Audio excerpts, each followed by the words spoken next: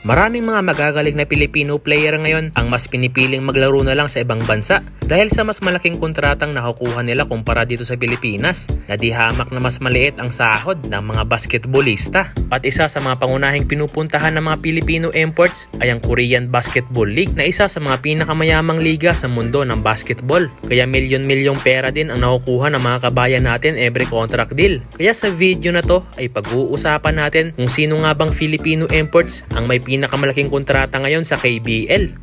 So unahin na nga natin si Kevin Kiambao na meron ding magandang career ngayon sa Korea.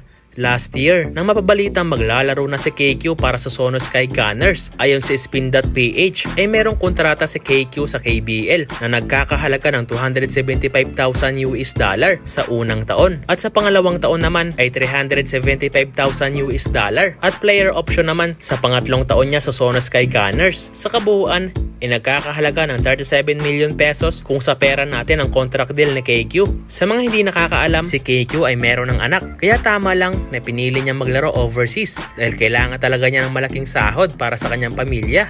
Sunod natin itong kakapirma lang ng kontrata sa Korean Basketball League na si Arvin Tolentino. Siya ay isa sa mga PBA player na mas piniling i-grab ang opportunity na maglaro sa ibang bansa at iwan ng PBA dahil sa mas malaking sahod na naghihintay sa kanya sa KBL. Ayon sa ating source ay pumirma ng kontrata si Arvin sa SK Knights na nagkakahalaga ng $810,000 o kung sa pera natin ay nagkakahalaga ng 44 million pesos with a 3-year contract deal. Hindi pa kasama dyan ang mga bonuses na matatanggap niya kaya parang nanalo talaga ng loto itong ating kabayan. Pinalitan ni Arvin ang isa ding kabayan natin na si Juan Gomez de Leano. Ayon kay Tolentino ay hindi lang daw sa KBL ang nag-o-offer sa kanya, meron din daw sa Japan B-League at Taiwan.